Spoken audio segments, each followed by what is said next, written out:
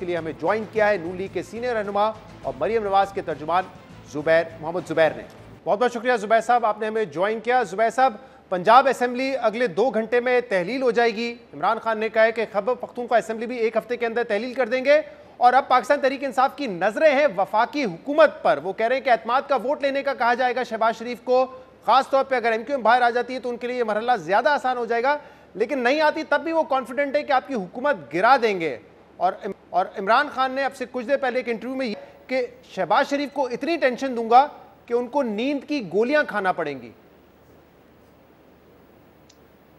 अभी तक तो अल्लाह का शुक्र है वो वक्त नहीं आया कि नींद की गोलियां खानी पड़े और आइंदा भी नहीं आएगा इंशाल्लाह ताला। सियासत है और कोई जंग नहीं हो रही है और सियासी रहनुमा जो होते हैं खासतौर पर शहबाज शरीफ पिछले 40 साल से सियासत कर रहे हैं और उन्होंने ऐसे इश्यूज देखे, ऐसे चैलेंजेस देखे और हर चैलेंज को ओवरकम भी किया है। एमक्यूएम मेरी नज़र में and I am very sure, 100% sure, हम समझते हैं कि वो वफाकी हुकूमत से अलग नहीं होगी। मतलब हमने कोई ऐसी चीज नहीं की है जिससे एमक्यूएम हमारे से नाराज हो, यानी कि पीएमएलएन से नाराज हो, ना ही वो पीपीपी से नाराज है, क्योंकि पीपीपी ने भी वही फैसला किया था एमक्यूएम की वजह से कि वो इलेक्शंस ना करवाने का, लोकल गवर्नमेंट इलेक्शंस। सो उनकी नाराजगी अगर है तो जमात इस्लामी से हो सकती है, पीटीआई से हो सकती है, और वो कोई ऐसी चीज नहीं करेंगे जिससे पीटीआई को या इमरान खान को फायदा हो और जिसकी वजह से उन्हें सबसे बड़ा इशू है। बिकॉज अगर पीटीआई मान जाती और जमात इस्लामी मान जाती तो शायद उनकी बात फिर इलेक्शंस ना होते।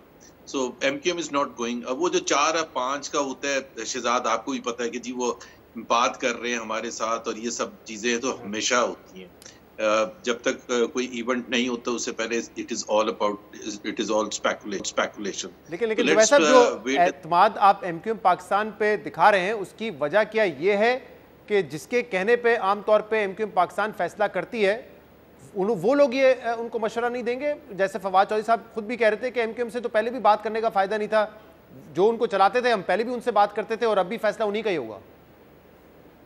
मतलब वो टारगेट भी कर रहे हैं एमक्यूएम को, ये भी कह रहे हैं कि वो खुद फैसले नहीं करते, ये भी कह रहे हैं कि उनको किसी ने कहा था और उन्होंने vote of no confidence join किया था, ये भी कह रहे हैं कि एमक्यूएम की कोई हैसियत नहीं, अपनी सोच नहीं है। तो फिर एमक्यूएम कोई ऐसा फैसला क्यों करेगी जिसका डायरेक्ट बेनिफिशियरी जो है वो इमरान खान हो?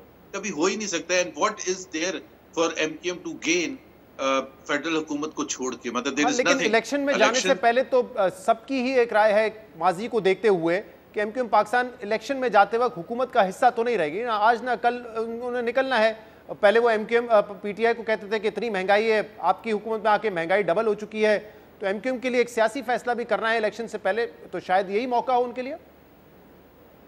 नहीं, लेकिन एक और चीज भी तो है ना, अभी तो वो इत्तेहाद उनका हुआ 3 फैक्शंस का, फारूक सत्तार और पीएसपी और एमक्यूएम मिले हैं, तो वो 3 फैक्शंस जब मिले हैं तो अभी उन्होंने रीस्ट्रक्चरिंग करनी होगी, रीऑर्गेनाइजेशन करनी होगी, अपने आप को मुनज़्ज़म करना होगा। तो जब अभी तो कल तो ये बात हुई है, अब अगर वो निकल जाते हैं और इलेक्शन की तरफ हमवार करते हैं तो वो सबसे ज्यादा आपको उम्मीद है कि एमक्यूएम पाकिस्तान नहीं निकलेगी, और अगर एमक्यूएम पाकिस्तान नहीं हुकूमत छोड़ती तो फिर आप 172 का नंबर जो है वो मैनेज कर लेंगे, कोई खतरा नहीं है? अगर कुछ लोग पाकिस्तान तहरीक इंसाफ क्लेम भी कर रही है कि हमसे राब्ते में। बिल्कुल 100%, मैं तो बिल्कुल 100% श्योर हूँ। इमरान खान जो वो इशारा दे रहे हैं, देखिए इमरान खान ये पहले समझते थे कि पंजाब असेंबली का जैसे ही वो अनाउंस करेंगे और डिसॉल्व की बात करेंगे और केपी इलेक्शन जो कि अब वक्त भी आ गया है, तो फेडरल हुकूमत ये इस डर और खौफ से कि पंजाब में पहले इलेक्शन हो जाएगा, वो खुद डिसॉल्व करने के लिए तैयार हो जाएगी नेशनल असेंबली।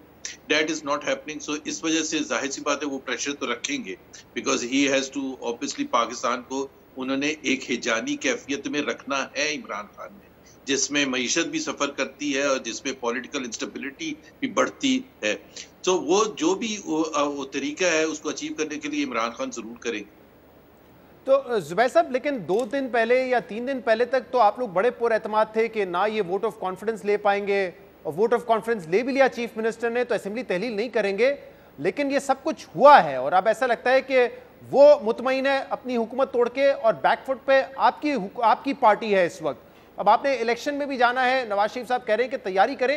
ये सब कुछ वो है जो आप लोग नहीं चाहते थे इस वक्त हो, खास तौर पर ऐसे माशी हालात में। बिल्कुल हम नहीं चाहते थे और हमने हमेशा ये कहा कि इलेक्शंस सूबाई असेंबलियों के और नेशनल असेंबली के एक साथ होने चाहिए। एक तो पाकिस्तान की तारीख भी ऐसी है और दूसरा ये है कि उसमें पाकिस्तान सफर करेगा। सबसे ज्यादा बड़ी बात यह है कि इस वक्त हम मईशत का एक बहरान है, हम कोशिश कर रहे हैं कि मईशत को किसी तरह से इम्प्रूव किया जाए। खास तौर पर IMF के साथ बातचीत हो रही है, दोस्त ममालिक के साथ बातचीत हो रही है। उस माहौल में अगर पॉलिटिकल इंस्टेबिलिटी बढ़ती है, मार्केट्स रिएक्ट करती हैं, तो ये IMF के साथ भी उतनी मुश्किलात हो जाएंगी। फिर उसके ऊपर फिर आप अवाम पर बोझ डालें महंगाई का, तो जाहिर सी बात है हम नहीं चाहते थे। सब कॉमन सेंस की बात है। हम क्यों चाहेंगे कि एक हिजानी कैफियत हो, पॉलिटिकल इंस्टेबिलिटी रूज पर हो। काउंटर करने के लिए क्या है इस वक्त PMLN ने? नवाज शरीफ साहब, उनकी हुकूमत है 8-9 माह से, लेकिन फिर भी पाकिस्तान आने की तैयार नहीं है। मरियम नवाज ठीक है मिलने गई थी, लेकिन उसके बाद जो सियासी एक्टिविटी थी उसमें उन्होंने हिस्सा नहीं लिया। अब वो जनवरी के आखिर में आ रही है।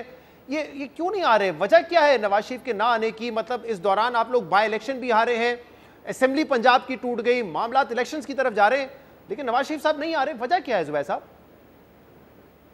नहीं, नवाज शरीफ साहब तो अभी जल्द आ जाएंगे वापस। मेरा ख्याल है एक खबर आई थी, वो गलत खबर थी कि वो नहीं आएंगे।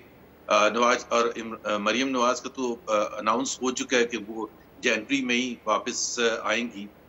तो अब हम पीछे की बात छोड़ के आगे चले अगर, कि हमारे दोनों जो बड़े लीडर्स हैं, मरियम नवाज एक नए ओहदे के साथ, नई एनर्जी के साथ, और एक पूरे जो वर्कर्स हैं अराउंड पाकिस्तान, पेशावर से लेके कराची तक, सब इंतजार कर रहे हैं कि मरियम नवाज आएंगी और वो पार्टी को रीऑर्गेनाइज करेंगी और खास तौर पर पंजाब में जो नया चैलेंज आया है उसको लीड करेंगी। तो इंशाल्लाह ताला अगर और इस चैलेंज से निपटने का तरीका यही है कि आप लोग भी कैंपेन करके 90 दिन के बाद इलेक्शन चाहते हैं, या कहीं ना कहीं रुकावट क्रिएट करने की कोशिश करेंगे कि इलेक्शन वक्त पे ना हो अपने?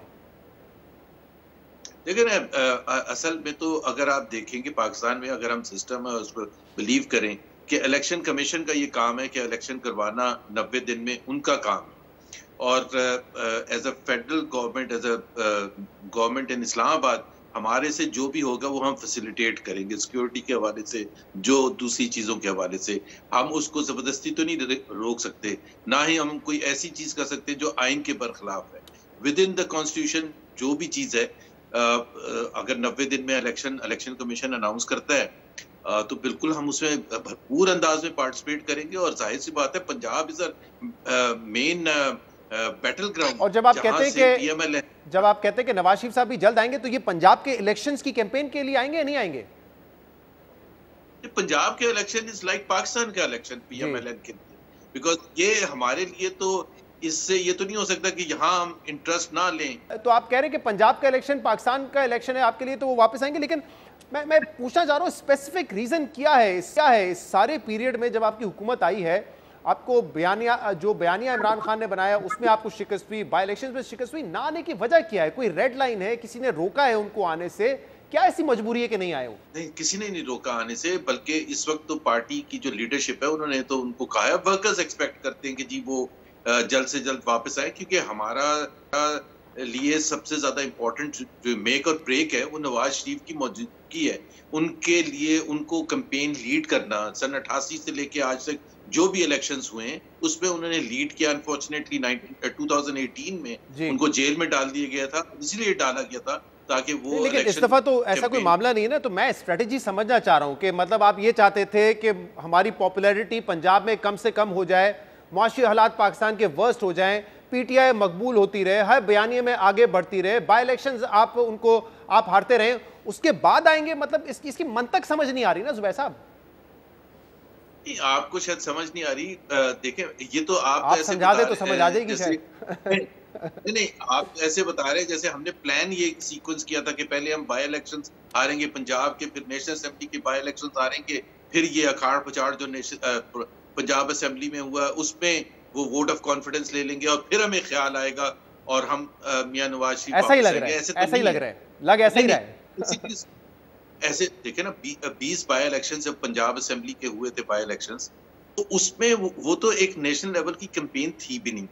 और दूसरी बात ये थी कि हमारी पॉलिटिकल पार्टी इतनी बड़ी है कि उसमें यहाँ अपनी कैंपेन करने के लिए लीडरशिप मौजूद है। अनफॉर्चुनेटली हम हुकूमत में थे, हमारे मिनिस्टर्स वगैरह उस तरह से कैंपेन कर नहीं सकते थे। तो इस वजह से, और वो फिर वो उसकी वजूहात आप सुन चुके हैं, राना सनाउल्लाह से भी सुन चुके हैं, दूसरों से भी सुन चुके हैं कि वो उसकी शिकस्त की वजह जो सबसे बड़ी थी कि वो जो हमने टिकट्स दिए थे वो उन लोगों को दिए थे। गलत फहमी में है अगर आप सोचते हैं कि ये जो लीडरशिप यहाँ पर मौजूद है वो इमरान खान का मुकाबला कर सकती है, खासतौर पे जिस तरीके से वो बयानियां बनाते हैं। मेरे ख्याल से तो अगर इस गलत फहमी में तो फिर आप और नुकसान ही उठाएंगे।